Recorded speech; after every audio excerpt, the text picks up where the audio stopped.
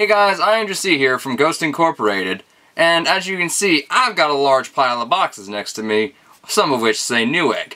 And if you know anything about computer parts, you know that a lot of them come from Newegg. So, in the podcast we said that Fallout 4 has some pretty hefty specs, and that we'd be building a computer for Dr. Ubershadow. Now, I have all of the makings for a computer right here next to me. And those system requirements, as if you didn't catch our podcast, are an i7 for 4790, 3.6 gigahertz, which is huge. I mean, it's one of the higher processors that you can get without going into the enthusiast line, which means spending even more money. So 8 gigs of RAM, 30 gigs of hard drive space, the GTX 780 3 gig, or the R9 290X 4 gig. So like, these are some high-end specs to be able to play this game on Ultra or whatever they want to call the max settings. And so, as you can see, it requires a lot of boxing, including behind this is another box that has the case in it. So, we're gonna go ahead and take a look and see what is in all of these boxes. Alright, so to start, let's take a look in this box here. This is from B&H, and we went with basically whatever place sold the product that we needed for the lowest price. So let's take a look inside this box. So first off here, we see a big giant EVGA here, as well as a little Intel box. So this is the Intel i7 4790K, which is Devil's Canyon, and is part of the E Haswell refresh. Then we have here is the EVGA GeForce GTX 970, and it's the 4 gig version. So this one also is supposedly the super clocked version of it, which you can see here, and it has also got the ACX 2.0 cooling on it. So this is a high-end card. This order from B&H was like $700 on its own. I mean, this is your meat of the machine here. So, the rest of the stuff came from Newegg. I'm gonna pop this box open here. We've got the Corsair CX750M power supply. M stands for modular in this case. This is a modular power supply. That way you don't have to have all those extra cables that you're not using always installed, and it makes a mess for cable management. So we're really trying to make this a nice and slick machine, which you'll see when we get to the case. But let's see here. We're also, for a motherboard, we're going with the Asus Z97E. This is the top of the line motherboard. This has got USB 3, it's got support for up to 32 gigs of RAM, and it can do all of the i7 processors that are currently out. It's the, I believe, the 1150 socket for Intel, and so that'll do quite well, and it also does SLI and Crossfire as well. So among all the other fancy things, it's got all kinds of integrated graphic outputs. Not that we're going to use them, but they're all there. So this processor does have integrated graphics built in, so you don't even need a graphics card, but if you want to play Fallout 4, you need a graphics card. And to keep this processor cool, we got the Corsair H50, which is the same as the H55, but this one is for Intel only. And because it's for Intel only, it's a little cheaper because it doesn't need to come with all the AMD stuff to be able to connect it to the board and whatnot. So, let's see, only a few things left here. Going with the Samsung 850 EVO of 500 gigs SSD.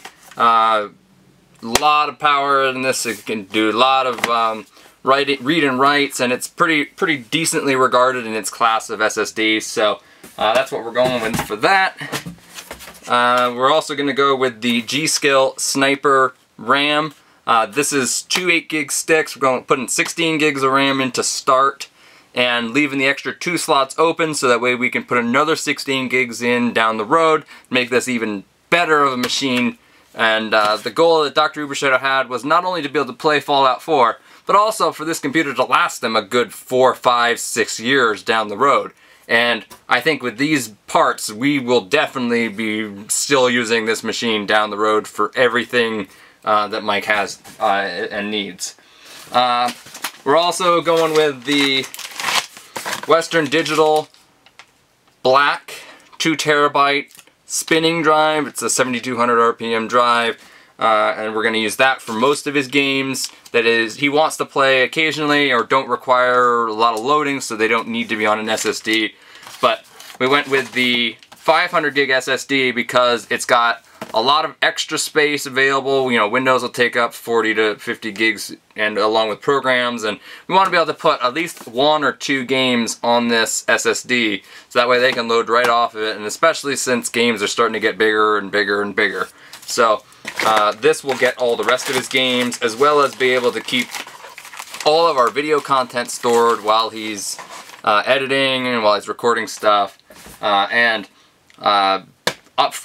Day one will be the Fallout stuff, which will be probably recorded as high res as we can, just so that for the first glimpse of that game that it's at the best that it can be and best that it'll look like.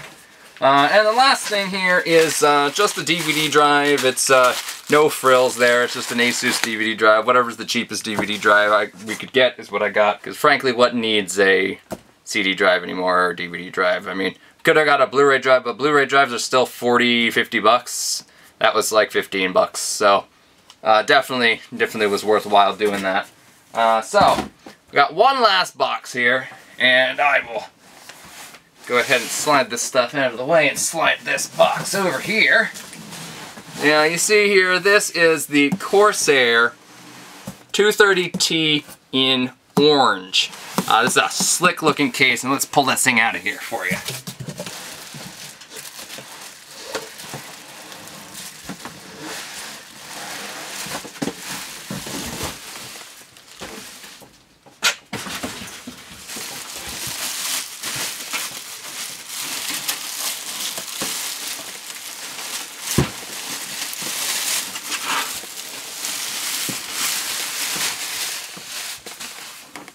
There you go, that obviously shows side one. That is the front. It's got 2 fans in the front here.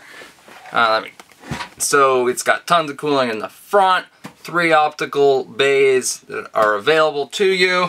It's also got the side window, which allows you to see all your good cabling and any cool lights that you want to put in there. It also then has on the back another fan right here. A little bit different design on the way the side panel comes off. It actually goes forward, which kind of threw me off the first time I looked at this case. This case is designed to be all toolless, so you don't need to have a screwdriver for every single thing you want to do on it. It does come with thumb screws for your back, and all of your I/O is thumb screws, as well as all of your drives use these sliding mechanisms to lock them in place. So no concern there of having to get out a screwdriver every time you need to play with something. It's got tons of storage in here. You got room for, I believe it's 4 regular spinning drives at the 3.5 inches, as well as I believe there's at least there's a couple. Yeah, we got at least, it looks like 4 bays to be able to stick SSDs in here that go right above your regular hard drives. So lots of expandability in this case. It's super slick looking. I mean, this orange case that Mike picked out is just the bomb. It's just a sweet case. Both panels obviously come out. You see the other side here. Tons of room back here to be able to manage your cables, get them wrapped through here.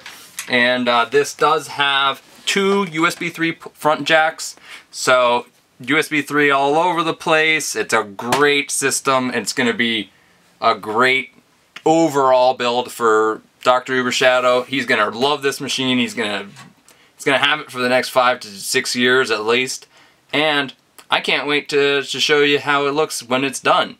So come on back next week we're gonna actually have a full video of all the stuff getting put in the machine, as well as in a couple weeks on November 10th.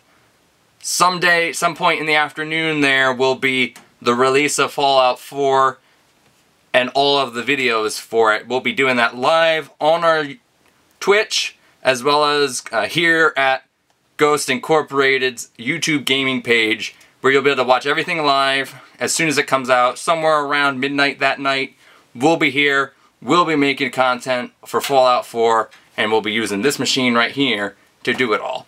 Until then, I'm Andrew C. with Ghost Incorporated, and I'll see you next week.